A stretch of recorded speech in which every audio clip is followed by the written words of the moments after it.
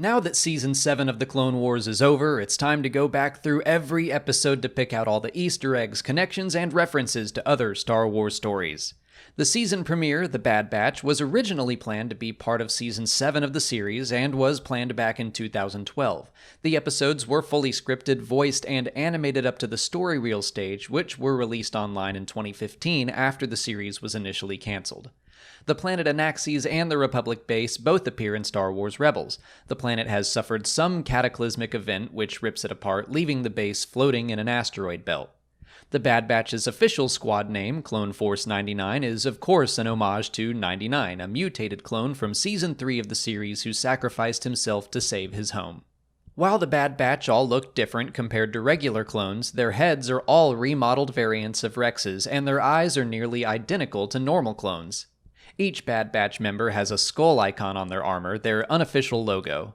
A poster inside the Bad Batch's ship reads, Military History Monthly, Assassins of the Republic. Who were they? The Malevolence, Technical Weaknesses, Battlefield Beasts, The Largest Machines of War, Geonosis, The Last Battle. You can see Fernox as the clones sit around the campfire on Anaxes. Those creatures were introduced in Star Wars Rebels as cat-like predators of the planet, so it's nice to see them included again. The battle droids outside of the Cyber Center echo some stormtrooper lines from A New Hope. Do you know what's going on? Maybe it's another drill. In the episode A Distant Echo, the opening shot was used in the trailer that announced the return of the series back at San Diego Comic-Con 2018. Although it's hinted throughout the series, this episode explicitly shows us that Rex and Obi-Wan both know more about Anakin and Padme's relationship than they let on. A poster inside the barracks featuring Y-Wings reads, Space Battles, True Accounts of Historic Battles, Republic Naval Institute, June 14th, 4012, Enormous Corellian Star Destroyers, Destroyer Droids. As hilarious as I think it is that they threw June as a date into a poster like this, I wouldn't read into it too much as a canon month of the galaxy. Anakin references the Outer Rim Sieges, the final campaign of the Clone Wars, which was also mentioned in Revenge of the Sith. Anakin's scene with Padme was not part of the original story reels that were released back in 2015. It was added as part of the series revival. The story reels originally had a joke where the Bad Batch would have pinup art of Padme on the nose of their ship. It was removed because Dave Filoni said he didn't want that to be one of Padme's few appearances in this season. Wat Tambor of the Techno Union first appeared in Attack of the Clones, but was present throughout the Clone Wars series. His character model has received a major update. Skako Minor is the home of the Techno Union and Skakoans like Wat Tambor. Although it was in the story reels, its first official appearance was in the comic Dr. Aphra number 15. The view screen Tambor uses is meant to be similar technology to the screen used by the Trade Federation in The Phantom Menace. In the episode On the Wings of Kiridax, we can see that the Techno Union modified Echo's arm to have a scomp link on it, similar to the one seen used by R2-D2 and Chopper. The flying battle droids are called D-Wing droids, a unique variant only seen used by the Techno Union. Wrecker's fear of heights was established in the episode A Distant Echo, but it becomes more than a joke when he and the rest of the Bad Batch have to cross a chasm on a narrow pipe. Matthew Wood, who voiced General Grievous, Wat Tambor, and the battle droids in the Clone Wars series, returned to voice Wat Tambor again as well as the D-Wing droids. In the episode Unfinished Business, Echo gets a new design and a special set of armor with the skull-shaped Bad Batch logo painted on to foreshadow his joining the team. The Y-Wings are labeled as Gold Squadron, just like the Rebel Y-Wing Squadron seen in A New Hope. Jesse is seen wearing new armor throughout this arc of episodes, but it still keeps his Republic cog painted on the helmet. The type of weapon Admiral Trench shoots out of his arm is a stun web that's appropriate for a spider-like creature. Trench's death animation was meant to resemble the deaths of real-world spiders, with their legs curling in on their bodies. Trench is yet another half-cyborg villain like Grievous or Maul. They are all meant to foreshadow Anakin's fate at the end of the Clone Wars. In the episode Gone with a Trace, these episodes began production way back in 2012 and were planned for Season 6. The Martez sisters were originally going to be one male character named Nick Sokami. The Martez sisters live on level 1313, the same level where Ahsoka hid from the Jedi in Season 5. It also shares the name of the famously cancelled Star Wars game. The criminal Pintu is the same species as a mining guild boss seen in Star Wars Rebels. They were both based on a bounty hunter design Ralph McQuarrie created for The Empire Strikes Back. Pintu was voiced by Bobby Moynihan from Saturday Night Live and the voice of Orca in Star Wars Resistance. Rafa Martez runs a laundromat as a front for her criminal dealings. From my best guess, based on what we can see, the sign behind her actually says Calrissian Fresh, so something. The poster is harder to make out, but I think it says 1313, Kashimi Clean, 24 hours open. Ahsoka mentions having a run-in with a load lifter droid in her past. That story can be seen in a Forces of Destiny episode called The Padawan Path. In the episode Deal No Deal, the Silver Angel's cockpit is very similar to the Ghost's from Star Wars Rebels.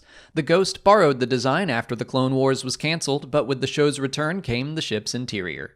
Admiral Yularen gets a new character model, adding more gray hair to bridge the gap between his appearances in previous Clone Wars episodes and Star Wars Rebels. Anakin's stationing above Coruscant means this arc takes place before the Bad Batch arc, where we see him during the Outer Rim sieges. Anakin sensing Ahsoka and allowing her ship to pass is a deliberate echo of a similar scene in Return of the Jedi, when Vader allows Luke and his friends to reach Endor in their stolen Imperial shuttle. Rafa mentions being after fortune and glory, the exact same goals Indiana Jones sought in Indiana Jones and the Temple of Doom. This episode revisits the Acades Maelstrom, which first appeared in Solo: A Star Wars Story. Likewise, we see the mines of Kessel once more along with the unspoiled side of the planet. The Pikes, Marg Krim, and Fife first appeared in the novel Dark Disciple and the comic Son of Dathomir. Both stories were based on unproduced episodes of the Clone Wars. In the episode Dangerous Debt, Trace and Rafa tell the story of how their parents were killed in the aftermath of Zero the Hutt's prison break seen way back in the first season of the series. The Pike's torture droid is a similar model to 8D8, the torture droid seen in Jabba's palace in Return of the Jedi. In the episode Together Again, the dock workers on Obadiah are Toongs, the same species as the pod racer Ben Quadraneros in The Phantom Menace. Maul mentions Crimson Dawn, the criminal organization he leads in Solo: A Star Wars Story, telling us he began his little enterprise before the end of the Clone Wars. Bo-Katan and the other Mandalorians were not in the original plans for this arc, but they were added to lead into the next and final arc. Ursa Wren, the mother of Sabine from Star Wars Rebels, is one of the Mandalorians with Bo-Katan. While the episode Old Friends Not Forgotten, along with the rest of the Siege of Mandalore arc, was in development during the original run of the Clone Wars, there were many changes made to the final product, including Ahsoka's lightsabers having blue blades. The episode begins with the classic green A Lucasfilm Limited production card, which appeared at the start of the theatrical runs of the original trilogy. Padawan Caleb Doom, who will eventually be known as Kanan Jarrus from Star Wars Rebels, can be briefly seen alongside his master, Depa Billaba.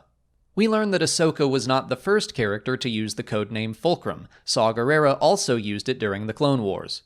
Ahsoka's new look is Mandalorian-inspired and also includes Beskar armor plates.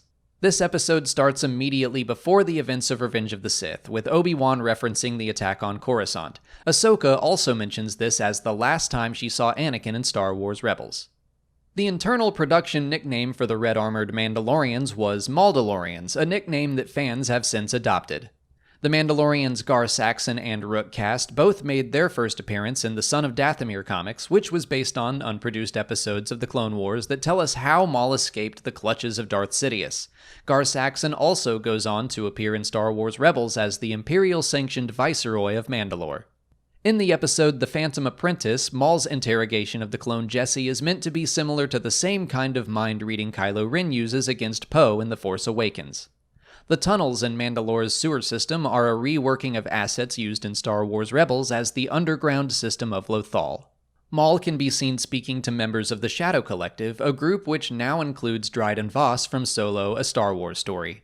He also tells his Mandalorian followers that it's not the way of their people to hide in the gutters, which is unfortunately exactly what happens to them by the time of the Mandalorian series. Maul's lightsaber is a combination of his original saber staff and the hilt of a lightsaber that was going to be used for Asajj Ventress in the Dark Disciple arc. I've had a lot of people ask me about that, and I think it's just meant to show that he kit-bashed himself a new lightsaber, and they used an existing but not yet seen asset. I don't think that's meant to actually be a lightsaber Asajj once used. Ray Park, who played Maul in Solo and The Phantom Menace, performed motion capture for his duel against Ahsoka, but Park updated the fighting style to accommodate Maul's age and metal legs.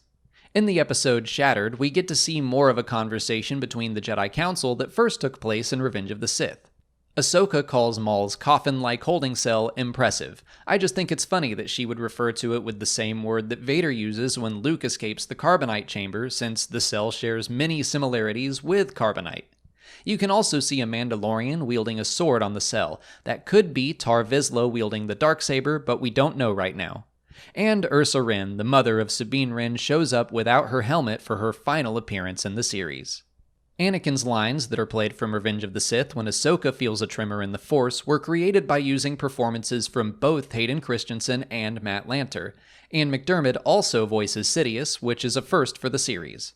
And the music that plays while Order 66 breaks out is taken from Revenge of the Sith as well. Ahsoka's droid R7A7, who first appeared in the Ryloth arc, returns to help his friend one last time.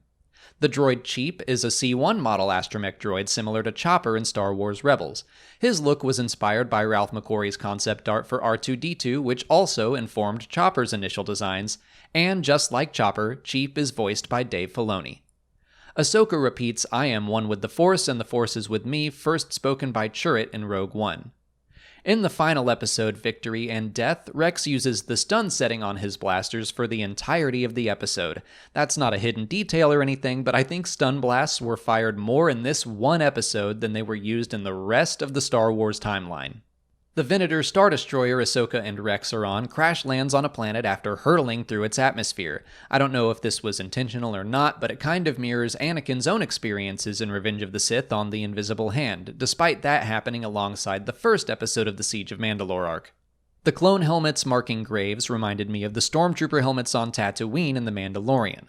Obviously, in this show, it's much more a sign of respect, but I think it's a nice reminder of how different the clones and Stormtroopers actually are.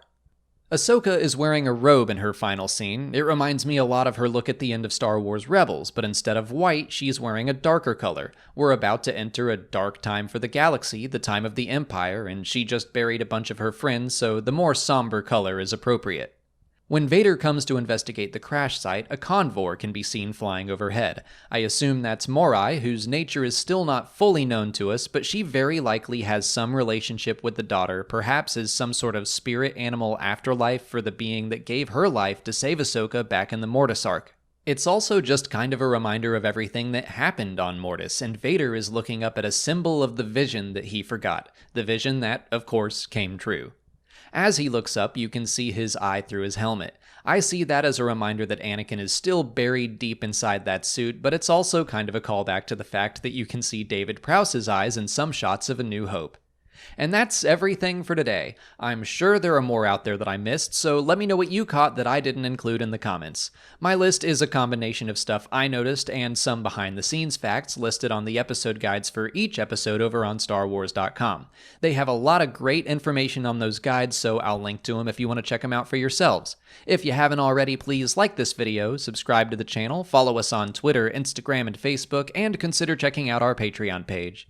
As always, thanks for watching, and may the Force be with you.